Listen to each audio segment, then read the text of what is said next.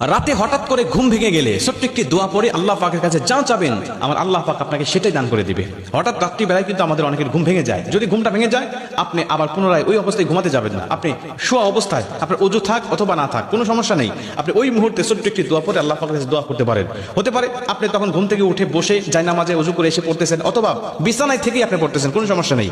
নবীজি সাল্লাল্লাহু আলাইহি ওয়াসাল্লাম বলেন এমন তো অবস্থায় যদি এই দোয়াটা পাঠ করে সে যদি তাহাজ্জুদ নামাজও পড়ে তাহাজ্জুদ নামাজটাও আল্লাহ পাকের কাছে কবুল হয়ে যাবে। আর তাহাজ্জুদ নামাজ পড়ে যখন আপনি আল্লাহ পাকের কাছে দোয়া করবেন ও দোয়া তো 100% কবুল হয়ে যাবে। অতএব আমরা যখন রাত্রিবেলায় ঘুমাতে যাই আমরা কিন্তু মৃত্যুবরণ করতে যাই, আমরা কিন্তু দোয়া পড়ি আল্লাহুম্মা বিসমিকা আমুতু ওয়া আহইয়া, আমি মরতে যাচ্ছি আল্লাহ, আল্লাহ যদি জীবিত করে তবেই আমি জীবিত হব। অনেক মানুষ আছে ঘুমের ঘরে চলে গিয়েছে আর তার চেতন হয় নাই, আর তার সে জাগনা পায়নি। অতএব আপনি যখন ঘুমাতে গিয়েছেন, আপনি যখন মধ্যরাতে যখন চেতন পেয়েছেন, আপনি জাগনা পেয়েছেন, ওই সময় মানে আল্লাহ আপনাকে দয়া করে আবার পুনরায় হাতটা দিয়ে দিল, আপনাকে আবার জাগ্রত করে দিল। আপনি ওই সময় আল্লাহ পাকের কাছে দোয়াটা করবেন।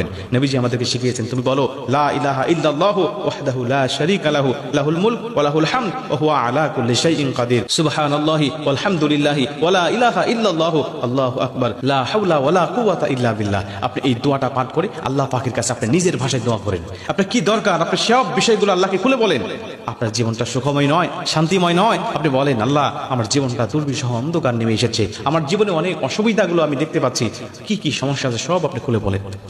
মুসলমান ভাইরা আমার শুধুমাত্র তাই নয়, নবীজি সাল্লাল্লাহু আলাইহি ওয়াসাল্লাম বলেন ওই মুহূর্তে যদি সে তাহাজ্জুদে দাঁড়িয়ে যায়, ওযু করে এসে উত্তম রূপে যদি তাহাজ্জুদ নামাজ আদায় করে নেয়, আল্লাহ পাকের কাছে সিজদায় পড়ে যদি কান্নাকাটি করতে থাকে, আয় আমার আল্লাহ তুমি আমার জীবনের গুনাহগুলো ক্ষমা করে দাও, আয় আমার মালিক আমার জীবনের সব অপরাধগুলো মাফ করে দাও, আমার জীবনে রিজিক দিয়ে তুমি ভরপুর করে দাও, আমার ইনকাম সোর্স তুমি বৃদ্ধি করে দাও, আল্লাহ আমার সংসারে অভাব অনটন দেখা যায়, আল্লাহ তুমি আমার অভাব অনটনগুলো দূর করে দাও, আমি ঋণগ্রস্ত তুমি আমার ঋণগুলো পরিশোধ করে দাও, আমি বালা মুসিবতে আছি বালা মুসিবতগুলো দূর করে দাও, আসমানি বালা জমিনি বালা রুহানি বালা জিসমানি বালা সকল প্রকার বালা মুসিবতের কথাগুলো তুমি আল্লাহর কাছে খুলে বলো, আমার আল্লাহ পাক অবশ্যই তোমার সব বালা মুসিবত দূর করে দিবেন, সব বালা মুসিবতগুলো আমার আল্লাহ পাক ক্ষমা করে দিবে, মাফ করে দিবে। অতএব তুমি বিষয়গুলো আল্লাহ পাকের কাছে খুলে বলো।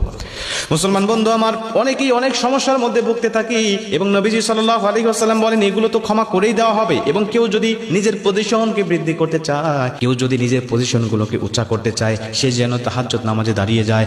আল্লাহ পাক বলেন অমিনাল লাইলি ফাতাহাজ্জাত বিহি নাফিলাতাল লাক আসা আন ইয়াবআসাকা রাব্বুকা মাকামান মাহমুদা, আমি আল্লাহ পাক তাকে প্রশংসিত স্থানে বসায়া দেব, আমি আল্লাহ পাক তাকে প্রশংসিত স্থানে কবুল করে নেব।